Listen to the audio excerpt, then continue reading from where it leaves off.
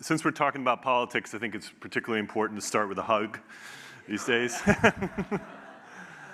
I'm going to start just by referencing a story that I read in the New York Times just after the presidential debate, and it was a review, and the reviewer had decided to turn the volume down and watch the debate, and then afterwards he wrote his thoughts about it, which I thought was a really interesting way to approach covering this campaign. This campaign is my seventh campaign. I am sort of on and off the road. I'm not out there constantly.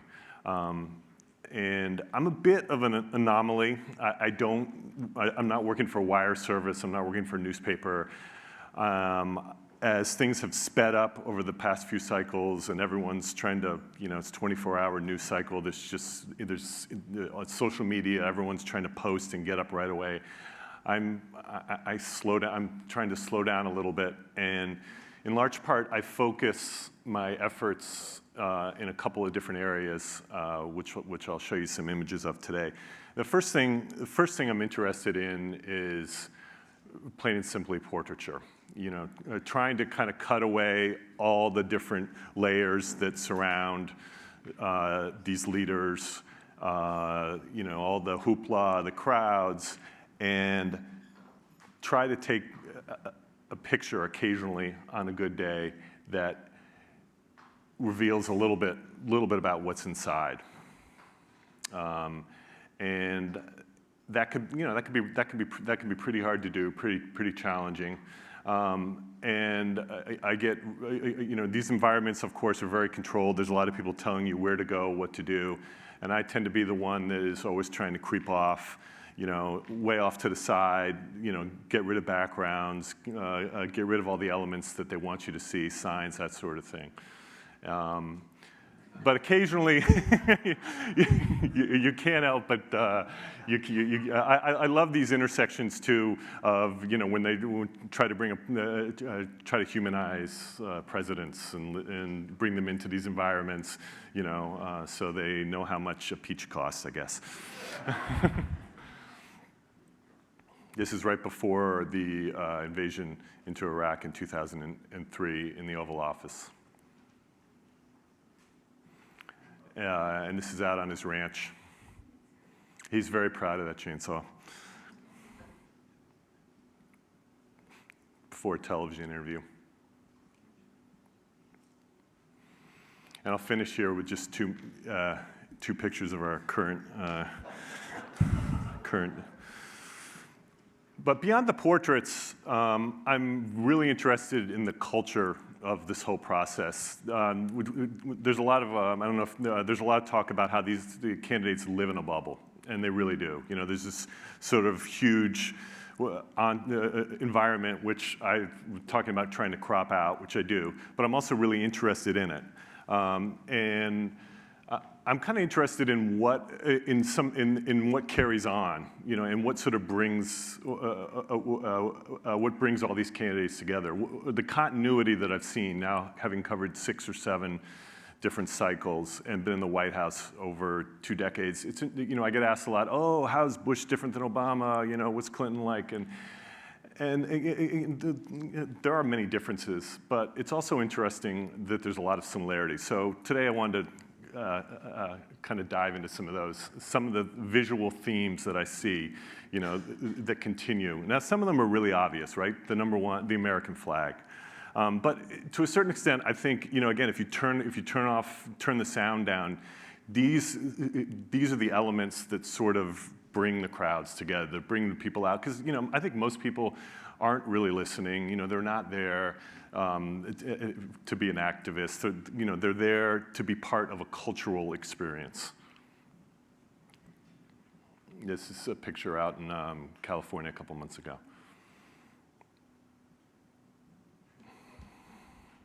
It's in Florida.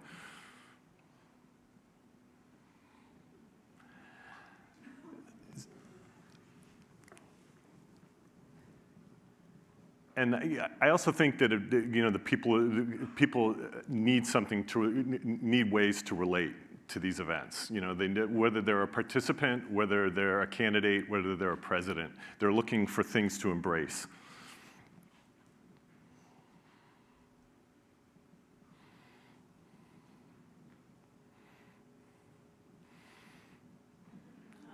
This that Republican convention.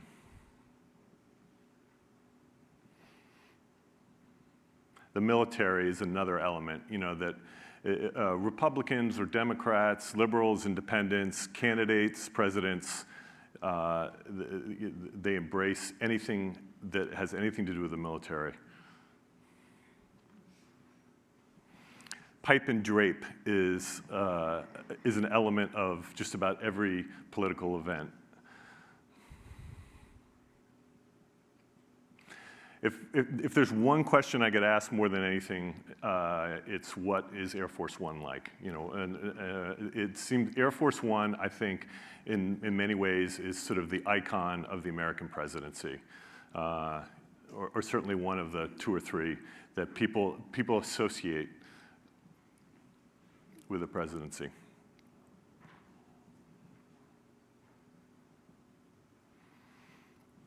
This is landing in Kenya during the Bush year. And the interesting thing is that the plane hasn't changed. Like, this is the same plane, the same interior. It has not changed. It's, you know, despite all the changes in technology that, you know, that we've been hearing about and all the exciting stuff, you know, these are kind of elements of continuity that I think in some ways it's a way that people can identify with the process, and also they feel some stability, although, you know, I don't think too many people feel much stability these days, but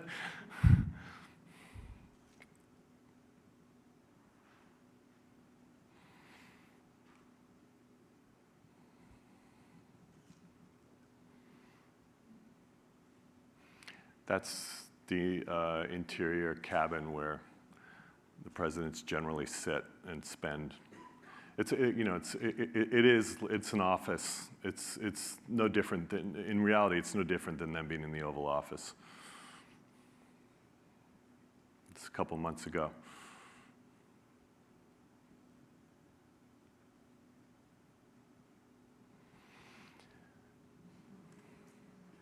Flying over Los Angeles.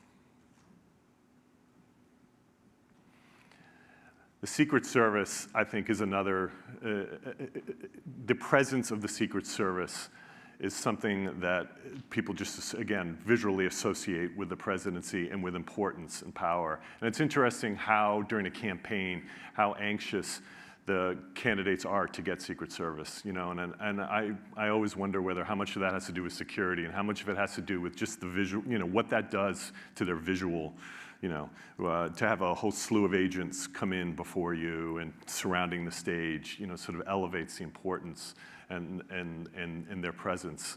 And I'm convinced that it's used in many ways. I mean, especially early on in the campaigns. This is a solar installation outside of Las Vegas that Obama was speaking at. And I love the intersection of these worlds, you know, having the Secret Service just, you know, trying to blend into all these different environments. They just kind of come in, and it's, you know, it's almost like science fiction.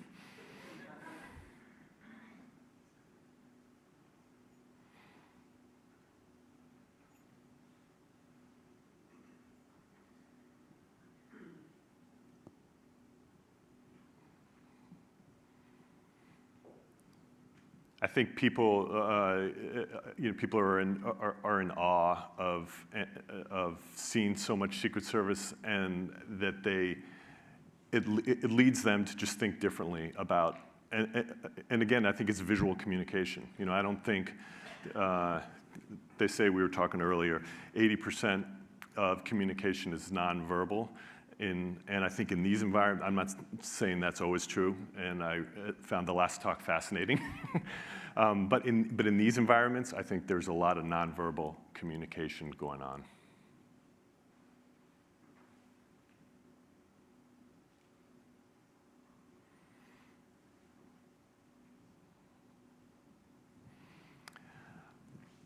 stagecraft. I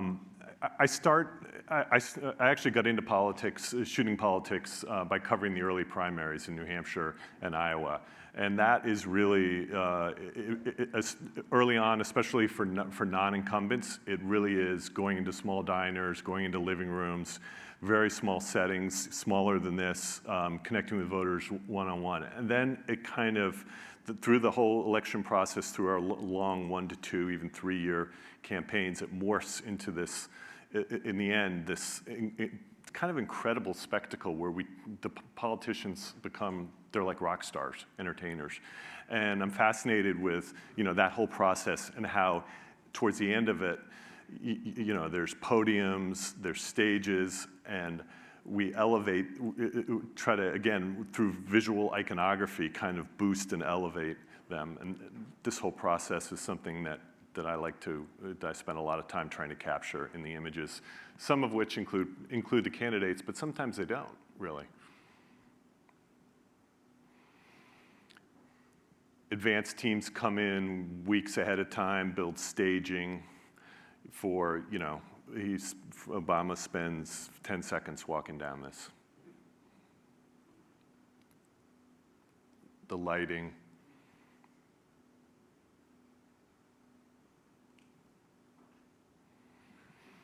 This is at the CPAC conference out in Virginia, not far from here. This is actually one of my favorite pictures of this. It's just because it just captures, again, so much of the circus, and it just doesn't look real. It's a Republican convention. This year I mounted a camera up in the ceiling to try to sort of get a big overall of, again, this incredible spectacle that's built and then torn down the next day. It's Bush in 2000. Sort of the other side of that angle.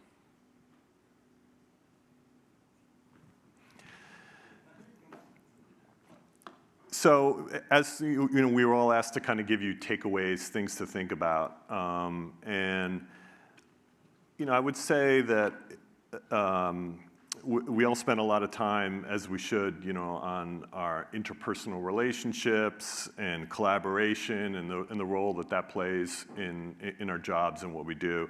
But also, just kind of stepping back maybe and turning down the volume sometimes and just thinking about the environment. What's your bubble like? What kind of bubble do you work and live in? And how do outsiders perceive, interpret, respond to that? And how is it enforcing or not, sort of not enforcing in the right way and the wrong way what it is that you're trying to do? What are the symbols, the sort of the icons of your work, of your experiences, and how do they impact you being able to sort of communicate, get your message, advance your causes? So, thank you. Appreciate it.